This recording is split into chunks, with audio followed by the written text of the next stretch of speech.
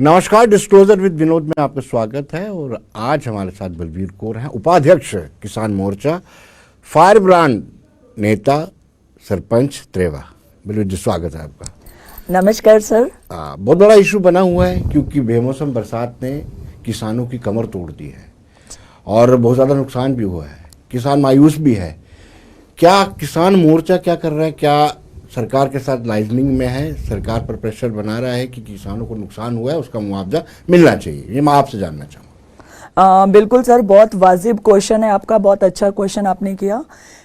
किसान मोर्चा अपना दायित्व बखूबी निभाता है हर सीजन में। जब भी पेडी हार्वेस्टिंग का टाइम हो, किसी भी सीजन में हो, तो किसान मोर्चा फ्रंट फीट पे होके काम करता है। आज मुझे आपको बताते हुए अच्छा भी लग रहा है, किसान मोर्चा एक ऐसा मोर्चा है पूरे जम्मू कश्मीर में जो ना दिन देखता है ना रात देखता है। जिस दिन ये बेमौसमी बरसात हुई थी, उसी दिन हमारे जो ऑनरेबल प्रेसिडेंट हैं किसान मोर्चा के, सरदार सरबजीत सिंह चौहान जी, उन्होंने ये मसला उसी दिन टेकअप किया था ऑनरेबल एलजी साहब के साथ। तो उसके बाद भी अभी हमारा दोबारा एक पैनल जा रहा है एग्रीकल्चर के थ्रू ही कि हमें एक बार एलजी साहब को प्रॉपर ये पिक्चर जो है ये बतानी भी है, दिखानी भी है।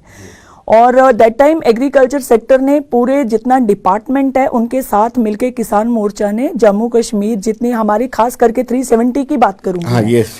370 बासमती का विजिट पूरे हमारे सीओ जम्मू, एग्रीकल्चर जम्मू, मतलब इन्होंने सबने ग्राउंड लेवल पे आके वो जितना नुकसान हुआ, जितना किसान हताश था दैट टाइम, डिपार्टमेंट को देख के थोड़ी सी होप जो है किसानों के अंदर आ गई। बिल्कुल।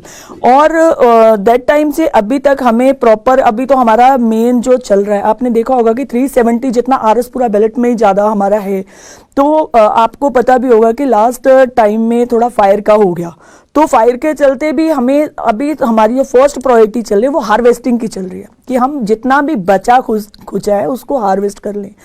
मैं अगर नुकसान की बात करूं तो 50% जो 370 ऑनेस्टली जो ग्राउंड लेवल पे है, बहुत सारे लोग बहुत कुछ बोलेंगे, बट ऑन द ग्राउंड मैं ग्राउंड लेवल की बात कर रही हूँ, सिर्फ एक सेक्टर की बात नहीं करूंगी। 50% जो असेसमेंट इन्होंने दी है एग्रीकल्चर ने कि 50%, बट जो हमारा मानना है, किसान मोर्चा का मानना है, जो हमने अपने लेवल पे देखा है, तो बहुत सारी ऐसी जगह है जहाँ पे 100% भी लॉसेस हुए हैं। कई ऐसी जगह यहाँ पे 50% है, कई ऐसी जगह जहाँ पे 70% है, मतलब कि इक्वल नहीं है। ऑन एंड एवरेज 50% लगा, 50%, 50 to 70%। तो अगर इनको लेके चलें तो एलजी साहब के आगे मैं आपके माध्यम से भी यहाँ से भी रिक्वेस्ट करूंगी कि आप प्लीज, क्योंकि किसान ही बैकबोन है हमारे, खास करके जम्मू कश्मीर के, और जो हमारी ये बासमती है ये हमारी पहचान है, जीआई टैग इसको मिल चुका है, ये हमारी पहचान है और ये पहचान कहीं गुम ना हो जाए, इसको सेव करने की जरूरत है।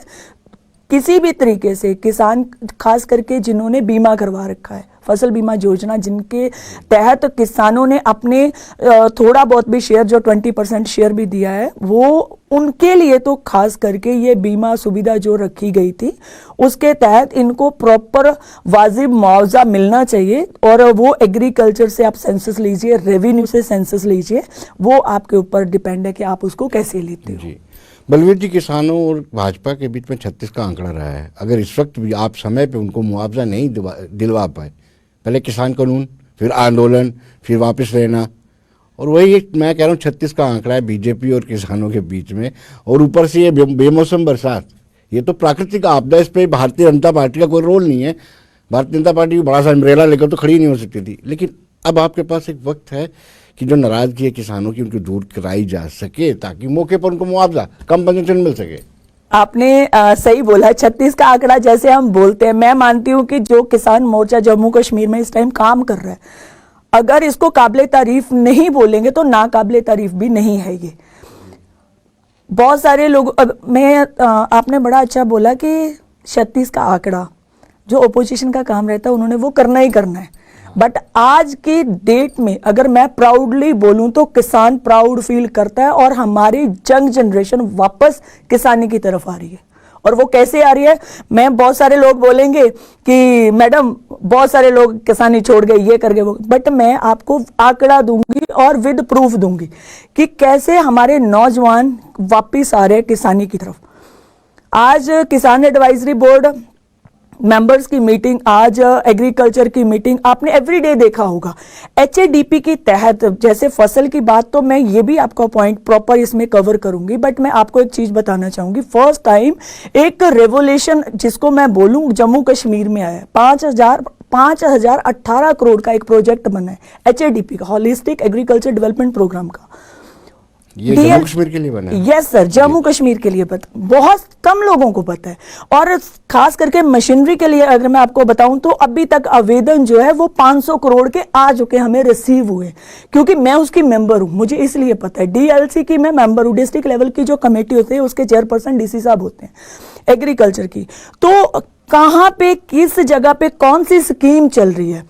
पहले करप्शन होती थी जब कोई सब्सिडी लेने जाता था एग्रीकल्चर सेक्टर में, अगर कोई सब्सिडी लेने जाता था तो किसी की पॉकेट में 5,000 10,000 डालना पड़ता, तब वो सब्सिडी आपको रिलीज होती थी।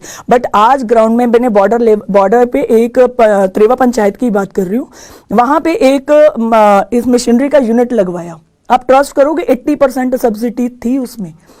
10 लाख का वो प्रोजेक्ट है जिसमें 8 लाख गवर्नमेंट ने दिया, 2 लाख किसानों का शेयर था। तो मतलब किसान नाराज कैसे हो सकता है, मुझे नहीं लग रहा। आपकी नजर से होगा किसान नाराज, बट मेरी नजर से देखिए, आज बॉर्डर पे फायरिंग हुई 4 किलोमीटर पीछे बॉर्डर से, 4500 रुपया रेट है हार्वेस्टिंग का। बट जब हमने रिक्वेस्ट करा, किसान मोर्चा के तहत हमने रिक्वेस्ट करा एग्रीकल्चर डिपार्टमेंट को, ऑनरेबल डिपकॉम DC जम्मू को, इन दोनों ने शिरकत किया इसके बीच में। एग्रीकल्चर डिपार्टमेंट के थ्रू हमें जो इनकी सरकारी मशीनरी है वो मिली। उसमें क्या हुआ, हमने जो हमारा आवेदन था कि पर कनाल 2 लीटर हम तेल इनको देंगे, तो आप हमारी हार्वेस्टिंग करवा दीजिए। बॉर्डर डिस्टर्ब है, प्राइवेट सेक्टर ने हाथ में वो टोका पकड़ रखा है, वो काटेगा किसान को, तो हमें वो दिख रहा था। तो जब ये वाला शिरकत बीच में आया, एग्रीकल्चर का शिरकत बीच में आया, तो वो 1500 ऑलराउंड जो 1500 पर एकड़ बना। जब 1500 पर एकड़ बना, आप ट्रस्ट करोगे बॉर्डर पे, प्रैक्टिकली आपको बता रही हूं, राइट नाउ 15 मशीन्स चल रही हैं बॉर्डर पे राइट नाउ। तो इसमें क्या, जो वो 1500 था, प्राइवेट सेक्टर को भी चुभा वो। मुझे बहुत लोगों ने कॉल किया कि सरपंच साहब हमने बॉर्डर पे आना है, तो मेरा एक ही उनको क्वेश्चन था कि अपना रेट सेट करके आना। 2000 से प्राइवेट सेक्टर को हम नहीं यहाँ पे आने देंगे, हमें लेट हो जाएगा, ना कटवानी मंजूर है, नुकसान हो जाए, बट हम इतना रेट नहीं देंगे, आप तो किसान को मार दोगे। ये किसान मोर्चा ने इनिशिएटिव लिया, ये भाजपा ने इनिशिएटिव लिया, तब जाके वो आज हिस्ट्री में फर्स्ट टाइम ऐसा हुआ कि बॉर्डर पे सरकारी मशीनरी पहुंची है। उन्होंने इतनी मदद की, उससे क्या हुआ कि प्राइवेट सेक्टर का भी 55% रेट टूट गया। उन्होंने स्लैश कर दिया, उन्होंने प्रॉपर वो नीचे आ गया। अब वो 2000 पे आज वो जितनी हार्वेस्टिंग हो रही है 2200 के रेट पे हार्वेस्टिंग हो रही है। आप बताइए कहाँ 4500 और कहाँ पे 2200 और मतलब 2000 इसके बीच में हो गया। तो मुझे लगता है किसान के चेहरे पे इतनी बड़ी स्माइल है, बॉर्डर का किसान खुश है, हमारा किसान खुश है। ये स्माइल लोकसभा के चुनावों में पता चलेगी अच्छी है कि नहीं है, इतनी बड़ी है, कितनी बड़ी है। नहीं, मैं आज की डेट में बता रही हूं जो किसान की बचत हुई है। सर, अगर भाजपा किसान मोर्चा ने किसी किसान का 500 रुपया भी बचाया है ना, तो मुझे लगता है हमारी बहुत बड़ी जीत है, क्योंकि किसान मिट्टी से मिट्टी होकर वो फसल को उगाता है। बट जब वो काटने का टाइम आता है ना, तो कौड़ियों के भाव में वो फसल जाती है, तो किसान रोता है। आज किसान को पता है कि 1 एकड़ के पीछे उसको 2500 का फायदा हुआ। इसकी बात करते हैं, जो हमारे आपने बोला कि किसान नाराज है, मुआवजे की बात करते हैं। मुआवजा मैंने 100% आपको ये चीज़ का तो आश्वासन दे ही दिया कि ये 100% होगा। जिन्होंने बीमा करवाया है उनका प्रॉपर सेंसस होगा। पहले हमारा हार्वेस्टिंग फर्स्ट प्रायोरिटी है, सेकंड प्रायोरिटी है बीमा कंपनी को यहाँ पे लेके आना, कि वो एक विजिट कर चुके हैं, अभी सेकंड विजिट उनका दोबारा होगा कि कितना जितना 1.5 क्विंटल पर कनाल निकलता था, आज कितनी फसल निकली है, कितना नुकसान हुआ, उस हिसाब से वो प्रॉपर सेंसस होके प्रॉपर किसान को उसका बेनिफिट मिलेगा। ये 100%। बलवीर जी, ये 370 हमारे पीछे क्यों पड़ा हुआ है?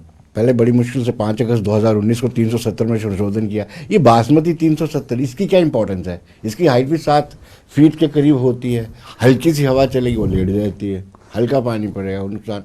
370 की क्वालिटी क्या है बासमती 370? आपने बड़ा अच्छा क्वेश्चन पूछा। बिल्कुल, इसकी हाइट 3 मंथ में, हार्डली 3.5 मंथ में ये 6.5-7 के बीच में चली जाती है। आपकी इस बात का आंसर देने से पहले मैं आपको एक छोटी सी बात बोलूंगी। हम लोग चपाती खाते हैं, चावल खाते हैं, हम लोग क्यों खाते हैं? क्योंकि वो हमारी बॉडी हैबिचुअल हो चुकी है। 370 एक हमारा ऐसा नाम है, ऐसी पहचान है आरसपुरा की कि बहुत सारे किसानों ने जाने दिए इसकी पहचान बचाने के लिए। बहुत सारे किसानों ने बड़ी मशक्कत की है इसकी पहचान बचाने के लिए। जैसे हमारा राजमा जम्मू का बहुत मशहूर है, जम्मू प्रोविंस का हमारा राजमा मशहूर है, कश्मीर का केसर मशहूर है, एप्पल मशहूर है। तो उनके क्या कारण है? ऐसे ही हमारी ये बासमती, हम इसको खोना नहीं चाहते। बहुत बार वैज्ञानिकों ने बोला ये पानी ज़्यादा लेता है, तो आप इसको चेंज कीजिए। बट हम लोगों में, किसानों में खास करके ये हिम्मत नहीं है कि इसको हम चेंज करें। इसका सबसे ज़्यादा जो फायदा, इसकी पैदावार बहुत कम होती है। मैं अगर बोलूं तो 1.5 क्विंटल कुछ भी नहीं है। बट जब ये अब मार्केट में आएगी तो इसका आपको चावल ही जो है वो 120 और 150 के बीच में मिलेगा। किसानों को अभी प्रॉपर उसका बेनिफिट नहीं मिल रहा उस चीज का। वो भी हम कोशिश कर रहे हैं कि हम उस लेवल पे भी आए कि ये 370 जो है एक घर में बनेगी। और मैं आपको एक चीज और इसकी बताती हूँ, आपने शायद ये खाई भी होंगी। इस घर में बना है, 10 घर में इसकी खुशबू पता होती है, इसकी खुशबू पता होती है। थोड़ा इरिगेशन का भी इसमें रोल है। हमारी ये खुशबू जो है ये कम हो रही है, इसका भी एक कारण है छोटा सा, क्योंकि पहले इसको चनाब का पानी लगता था। इसके लिए चाहिए रणवीर कनाल से यस टेलेंट तक पानी पहुंचता था। यस, अब नहीं पहुंच रहा है। बल मैं वही चीज बोलने लगी थी। वो ठंडा मीठा पानी जो है ना, इसके लिए हमें ठंडा पानी चाहिए। हम ग्राउंड वाटर से इसकी पैदावार कर रहे हैं, तो ग्राउंड वाटर कितनी देर इसकी खुशबू बचा के रखेगा? ऑब्वियसली वो रिड्यूस होगी। आज की डेट में मुझे यहाँ तक लग रहा है 35% इसकी खुशबू रिड्यूस हुई है। बट आज भी इसकी जो खुशबू है, खाने का स्वाद है, वो मैंने 11-21 अभी चावल मंगवाया, बासमती कहते हैं उसको भी, और बहुत लंबा लंबा चावल है। बट उसको खाने में और इसको खाने में जो जमीन आसमान का फर्क है, मैंने खुद प्रैक्टिकल करके मैं आपको बता रही हूँ। थोड़े दिन पहले की बात है। आज मैंने 1 एकड़ का बासमती का चावल अपने घर में रखा है कि मुझे ये 6 महीने पुराना करके इसका सर्कल चलाना है, खाना ही है, या हमने और कोई चावल नहीं खाना। मतलब इस तरह की मेंटालिटी जो है, जे अगर मैं किसान हूं, मेरे अंदर डेवलप हुई है, तो क्या मेरे और किसानों के अंदर डेवलप नहीं हुई होगी? बहुत फर्क पड़ता है। और इसकी क्वालिटी, ये हमारी पहचान है। मैं नहीं चाहती कि ये हमारी पहचान गुम हो जाए।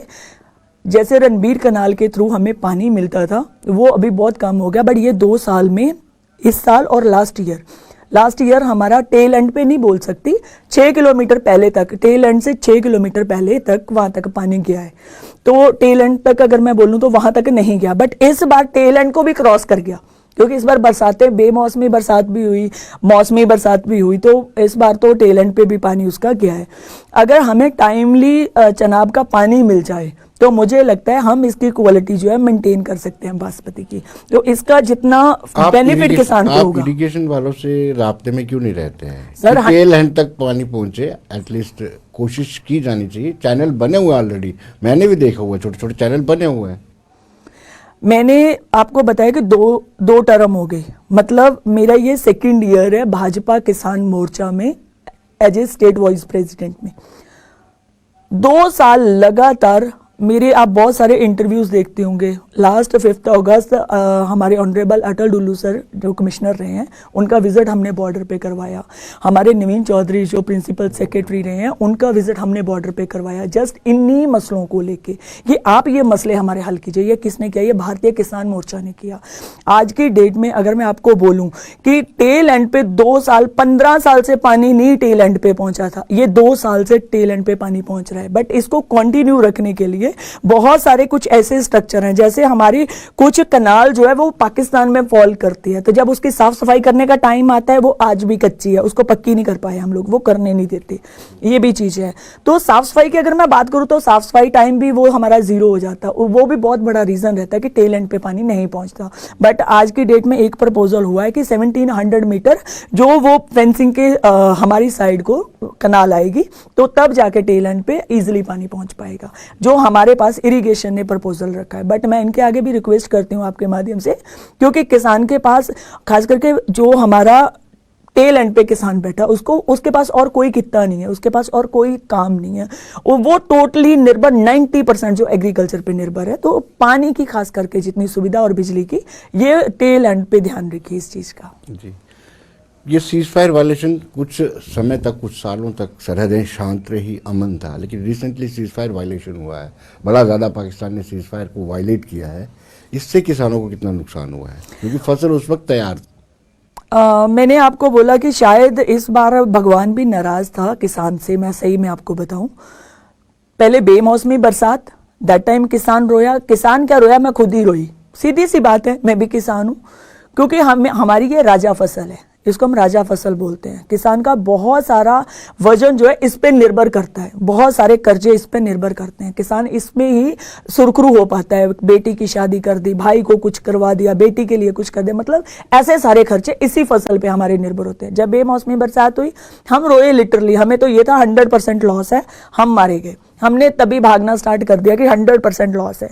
अभी हम वो चीज सोच ही रहे थे कि सीज फायर का वायलेशन हो गया। उधर से जब गोले आए 26 को, लास्ट मंथ में, अक्टूबर में, तो हमें ये लगा कि अब तो फसल जो बची खुची है वो भी ये लोग ले जाएंगे। बट सलाम करती हूँ भारतीय सेना को, खास करके इन्होंने जो मुंह तोड़ जवाब दिया। ये नहीं मैं बोल रही हूँ, बहुत सारे लोग बोलते हैं कि ये चमचागिरी है, सीधी सी बात है। जो फैक्ट हुआ है ग्राउंड पे वो हमें पता है। उन्होंने हम पे फेंके होंगे कोई 60-70 गोले, हमारे उन पे गए हैं कोई 500 गोला। उनकी इतनी बर्बादी होने के बावजूद तब जाके अब वो थोड़े ठंडे बैठे हैं, मुझे नहीं लग रहा, क्योंकि अभी तक हमारा, अगर जो सोर्सेज के माध्यम से हमें भी पता चलता है कि अभी तक हमारा सीज फायर अगर बोलूं वो नहीं हुआ, अभी हमारी फ्लैग मीटिंग नहीं हो रही।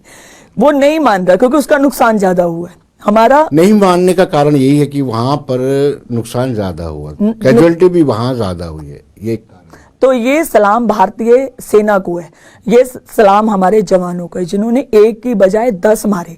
तो वो सारी चीजों को देखते किसान अपना दर्द भूल जाता है, किसान भूल जाता है कि मेरी फसल को नुकसान हो रहा है, बट उसको ये चीज की खुशी होती है। उनका मुंह बंद किया हमने। पाकिस्तान का आज जो सांस लेनी मुश्किल की है ना बॉर्डर पे, आज भी आप जाओगे ना, डर तो है क्योंकि हम लोग रड़े मैदान में है, डर तो लगता है, बट हमें इतना भी ट्रस्ट है कि अगर एक गोली चलाएंगे तो यहां से 50 जाएंगी, तो उनका बचाव नहीं है।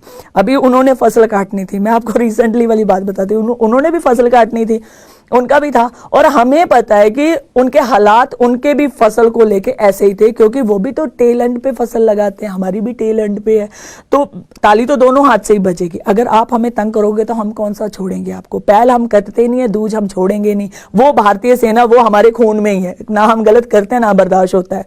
तो जब ये चीज हुई, किसान ज्यादा खुश इस बात से था कि अगर हमारा इतना नुकसान किया, आप मानोगे मेरे बॉर्डर से एक बंदे ने विकेट नहीं किया, इतनी बमबारी में से भी एक बंदा विकेट नहीं हुआ। उनको ट्रस्ट था कि हमारी भारतीय सेना इनका नाक बंद करेगी, हम यहाँ पे सेफ है। लिटरली ग्राउंड लेवल पे जाके कभी रिपोर्टिंग आप कीजिए, बहुत सारे आपके चैनल के, एक भी बंदा बाहर नहीं निकला। मैंने एक मैसेज फ्लैश किया कि आप खिड़की दरवाजे से साइड में, ये मैसेज मैंने पढ़ा, आपका मैसेज पढ़ा था मैंने, कि आप खिड़की दरवाजे से दूर रहिए, ये आपकी सेफ्टी के लिए है। तो लोगों ने वैसे ही फॉलो किया और लोग शांत थे कि कोई प्रॉब्लम नहीं है, हम लोग सेफ है। मतलब डर का माहौल अगर मैं बोलूं तो बॉर्डर का किसान बहुत बहादुर है। उनको फसल का तो है ही कि फसल का दुख तो लगता है सर, आप भी कोई काम करोगे तो जब नुकसान होता है दुख तो होता है। वो बहुत बड़ा दुख है हमारा कि हमारी फसल बर्बादी की कतार पे खड़ी हो गई थी। बट आज भी मेरी कोई 15 मशीन्स लगी हुई हैं बॉर्डर पे, आज भी भारतीय सेना उनके साथ खड़ी है, बीएसएफ उनके साथ खड़ी है कि आप लोग कटाई कीजिए, हम राखी करते हैं। वो लोग रखवाली कर रहे हैं, हम लोग कटाई कर रहे हैं। तो किसान कैसे नहीं खुश होगा। बलवीर जी, अर्बनाइजेशन होती है, यूथ जो है गांव से शहर की तरफ आ रहा है, भले मजदूरी करने आए, फैक्ट्री में काम करने आए, छोटी पगार मिलती है उसको, इसको कैसे रोका जा सकता है? किसान मोर्चा कोई प्रयास कर रहा है कि इनको खेती की तरफ ले जाया जाए। Very nice. लोग अपने खेत को बेच करके वहां पे कॉलोनियां काट रहे हैं, बड़ा अफसोस होता है, मकान बना रहे हैं। आपके चैनल के माध्यम से मैं सबके आगे रिक्वेस्ट भी करूंगी और बोलूंगी भी, जो भी हमारे किसान खास करके एग्रीकल्चर खेती करने वाली जमीन को बेचना चाहते हैं, जहां बेचते हैं वो बहुत गलत है। उसमें रेवेन्यू डिपार्टमेंट भी रिस्पॉन्सिबल है। मैं वही नेक्सस है बना हुआ। सर, कहीं ना कहीं हम अपनी उंगली देते हैं तभी वो हमारा हाथ पकड़ते हैं। पहल तो हम लोग ही कर रहे हैं, कहीं ना कहीं हम ऐसे करते हैं तो वो पूरे का पूरा हमें खाने तक जाते हैं। तो अगर मैं बोलूं तो हमारा भी बहुत सारा हिस्सा बनता है इस बात पे। जैसे मैंने आपको बोला कि हमने मशीनों के लिए 1500 किया, मैं बोल भी सकती थी कि आप फ्री हमें आपकी सरकारी मशीनरी हमें फ्री दे दीजिए, नहीं, वो चीज़ नहीं अच्छी लगती। जब ताली दोनों हाथ से बजे तभी वो ताली बजेगी, एक हाथ से थप्पड़ बजता है, वो काम हम नहीं करते। किसान को भी पता होना चाहिए मैंने 1500 रुपया दिया है, उसको भी पता होना चाहिए मुझे बेनिफिट हुआ है, हाँ इतना देके मेरे घर मेरी फसल आ गई है। अगर युवा की बात करूं, युवा को हम कैसे रोक सकते हैं, युवा के लिए हम क्या कर सकते हैं, मैंने सर प्रपोजल भी सबमिट किया है इसके रिगार्डिंग कि हम बहुत सारे ऐसे काम हैं जो युवा के लिए करवा सकते हैं। युवा कहाँ पे आता है काम करने के लिए? फैक्ट्रीज में जाता है। मैं वही चीज़ बोलने लगी थी, फैक्ट्रीज में जाता है तो फैक्ट्री हम अपने वहाँ पे भी करवा सकते हैं। आप वहाँ पे मूव करवाइए फैक्ट्री, एक दो फैक्ट्री ऐसी लगा के देखें कि आपकी फैक्ट्री कामयाब होती है या नहीं होती है। क्योंकि हमारे पास लैंड होल्डिंग अच्छी है, हमारे पास जगह अच्छी है, हमारे पास आपके लिए रोड्स अच्छे हैं, बॉर्डर की कनेक्टिविटी अच्छी है, तो बहुत अच्छे तरीके से वो आपकी फैक्ट्री वहाँ पे रन कर सकते हैं। जो बॉर्डर का यूथ है, जो बॉर्डर की फीमेल है, जो बॉर्डर का बुजुर्ग है, वो काम करना अगर चाहता है तो वो उन फैक्ट्रीज में जाके काम कर सकता है। हर घर में रेवेन्यू जनरेट करने का एक सबसे सरल और आसान तरीका है। और एक मैं अभी रिसेंटली प्रधानमंत्री जी का उन्होंने निकाला विश्वकर्मा के तहत हमने बहुत सारे लोगों को रजिस्टर किया है कि उसमें क्या कोई भी इंसान किसी भी तरीके की ट्रेनिंग चाहता है, यूथ ट्रेनिंग चाहता है, बॉर्डर के खास करके लोग कोई ट्रेनिंग करना चाहते हैं, कोई काम करना चाहते हैं, कोई होटल में काम करना चाहते हैं, 3-3 महीने का उनका कोर्स जो फ्री ऑफ कॉस्ट ये करवा रहे हैं। हर चीज़ इसमें इन्वॉल्व है, बट युवा को खुद आगे आना पड़ेगा। फिर सबसे एक चीज़ हमें मारती है डिस्टेंस, कि हम अगर कोर्स करने भी आए तो हमें बड़ी दूर आना पड़ेगा, तो हमारे लिए वहाँ पे क्यों नहीं कोई ऐसी सुविधा बनाई जाए। वहाँ ये सारे प्रपोजल सर हम ऑलरेडी सबमिट कर चुके हैं। गवर्नमेंट की स्कीम्स होती हैं किसानों के रिलेटेड, क्या उनको लोगों तक पहुँचाने में किसान मोर्चा काम कर रहा है? सर आप एक ही स्कीम का नाम लीजिए, मैं आपको बता दूंगी कि सर ये स्कीम वहाँ पे इम्प्लीमेंट हो रही है या नहीं हो रही है। किसान के पास हर वो सुविधा जो दिल्ली से चलती है वो टेल एंड पे पहुंचती है। हर वो काम, अगर किसान सम्मान निधि की बात करते हैं, बहुत ये आपका क्वेश्चन आया नहीं बट मैं इसमें भी आपको थोड़ा बोल देती हूँ कि अगर किसान सम्मान निधि से लेके बीमा योजना से लेके मतलब कि बहुत सारी हमारी ऐसी स्कीम्स हैं जो हर घर में हर किसान के उसकी नॉलेज भी है और उसके पास भी। अभी बैक टू विलेज हमारा चल रहा है, कैसे हम बोलते हैं कि मैं कैसे ये चीज़ आपको प्राउडली बोल रही हूँ कि बिल्कुल वो स्कीम्स हैं। हमारे विजिटर ऑफिसर ने कल लोगों के बीच बैठ के उनसे पूछा कि आप बताइए कि कोई ऐसा काम जो नहीं हुआ, आप लिटरली बोलोगे एक हाथ खड़ा नहीं हुआ, तो वो हमारी अचीवमेंट है कि हमारे लोगों तक टेल एंड पे वो हर सुविधा पहुंच रही है जो दिल्ली से चल रही है। यहाँ पे वो नॉन स्टॉप और बिना किसी अड़चन के वहां तक जा रही है, ऑब्स्ट्रैकल कोई नहीं है बीच में, हर चीज किसान के पास पहुंच रही है। हर साल या अल्टरनेट ईयर ऐसा होता है, प्राकृतिक आपदा आती है, बेमौसम बरसात आती है, उसके बावजूद भी सभी किसानों ने अपनी फसल का बीमा नहीं करवाया होता है। सभी किसान फसल बीमा करवाएं, इसको लेकर किसान मोर्चा क्या पेनिट्रेट कर रहे हैं किसानों के बीच में? सर पहले अगर मैं अपने इलाके बॉर्डर की बात करूं तो हमारे पास कोई 15 to 20% लोग थे जिन्होंने बीमा करवाया था, बट आज की डेट में अगर मैं जस्ट एक विलेज की बात करूं तो मेरे विलेज में 70% लोगों का बीमा है। मेरे विलेज में केसीसी को लेके जिनका केसीसी हुआ ऑटोमेटिक उनका बीमा जो है वो इम्प्लीमेंट हो जाता है। तो केसीसी जो लोग करवाते हैं, जो लोग ये केसीसी के माध्यम से वो बीमा, क्योंकि बीमा केसीसी होल्डर को ही मिलता है और केसीसी होल्डर कौन होते हैं? जिनके पास अपनी लैंड होल्डिंग है, तो वही लोग इसमें सक्षम होते हैं।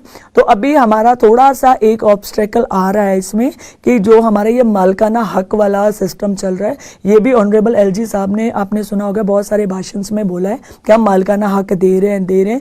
देखिए अभी हम इस पे भी बड़ी जोरों शोरों से काम कर रहे हैं कि जितनी जल्दी हो सके, जिस दिन वो इम्प्लीमेंट हो गया सर, ये लोग मालिक हो गए अपनी जमीनों के, क्योंकि बहुत सारे ऐसे कागज हैं कि आज भी हमारे नाम पे नहीं है, क्योंकि पिछली सरकारों ने जहां तो काम नहीं किया, जहां वो किसान को आगे आना नहीं देने चाहते थे आप मोदी सरकार अभी तो आई नहीं, भाजपा अभी तो आई नहीं, भाजपा को तो अभी 9-10 साल हुए आए हुए, बट आज तक 1947 से लेके आज भी हमारे पास मुसलमानी रकबा बोल रहा है, आज भी हमारे घर मुसलमानों के नाम पे हैं, आज भी हमारे खेत उनके नाम पे हैं, तो आज उस पे काम हो रहा है। आज बहुत सारे लोगों को अभी आपने देखा होगा कि उनको ऑनरशिप दी गई है, घरों की ऑनरशिप दी गई है, तो वो घरों तक तो आ गया, बट अब लैंड तक हमने लेके जाना है, जिससे किसान अगर केसीसी बनवाने जाता है तो उसके लिए लैंड होल्डिंग जो है वो मालकाना चाहिए होती है, कोई भी काम करना उसके लिए लैंड होल्डिंग जो मालकाना होनी चाहिए। तो वहां पे हमारे काफी काम फंसे हुए हैं, उस पे भी हम काम कर रहे हैं कि बड़ी जल्दी ये मालकाना हक मिल जाए, हमारे काम कंप्लीट हो जाएंगे। मालिकाना हुकूक मिले, सरकार क्या कहती है? सरकार की तरफ से किस तरह का आश्वासन आता है? ऑनरेबल एलजी साहब हमारे बहुत बार ये चीज बोल चुके हैं कि जो हमारे वेस्ट पाकिस्तानी रेफ्यूजीज 65-71 वाले, उनको हम मालकाना हक देने जा रहे हैं। उन्होंने अभी तक, अगर मैं बोलूं कि पर्टिकुलर एक टाइम पीरियड वो नहीं हमें मिला, पर बहुत जल्दी, जितनी मुझे लग रहा है कि इलेक्शन से पहले पहले ये पॉसिबिलिटी है कि वो मालकाना हक जो है वो हमें मिल जाएंगे। जिस दिन वो मिल जाएंगे तो जम्मू कश्मीर का किसान सबसे खुश होगा। बलवीर जी, आपका दायरा इख्तियार जो है कश्मीर तक भी है, कभी कश्मीर जाने का मौका मिला, उन किसानों के साथ आपकी बातचीत होती है? सर, मैं कश्मीर गई हूँ और कश्मीर के बारे में एक बहुत अच्छी बात बोलना चाहूंगी। यहाँ पे हमारी बेटियां अभी कम खेती करती हैं। नहीं, वहाँ लड़कियां, वहां पे हमारी बेटियां, मैं तो कुछ भी नहीं हूं उनके सामने, हमसे भी 10 गुना ज्यादा आगे बढ़ के, बहुत सारे किसानों से वहां पे भी मेरी मुलाकात होती है। हमारी किसान मोर्चा की तरफ से हमें वहां पे भेजा जाता है, बहुत सारी मीटिंग्स होती हैं, वहां पे भी हम किसानों के साथ बात करते हैं। बट जो आज तक हमारे ऑल ओवर हमारे आगे निचोड़ आता है वो यही आता है कि आज का किसान आगे बढ़ रहा है, आज का किसान आगे जा रहा है। अगर ये सेंसस आपने भी करवाया होगा, मुझे पता है, आप लोग ऐसे तो नहीं बैठते हो, ये सेंसस अगर आप लोग देखेंगे तो मुझे लग रहा है कि 2019 से पहले वाला किसान और आज का किसान, जमीन आसमान का फर्क है जी। बहुत सारे दायरे इसमें हुआ होगा, कईयों को नुकसान है, कईयों को फायदा है, बट मुझे जो मेरी नॉलेज में है, जो मैं देखती हूँ, किसान फायदे में है। किसान की जमीन का रेट बढ़ा है, वही बॉर्डर है जहां पे किसान की जमीन 1 लाख का 1 मरला, आज वही जमीन है 3 लाख का 1 लाख का 1 कनाल, आज 1 मरला 1 लाख का है जी। ये फर्क पड़ा है, यहाँ पे है किसान।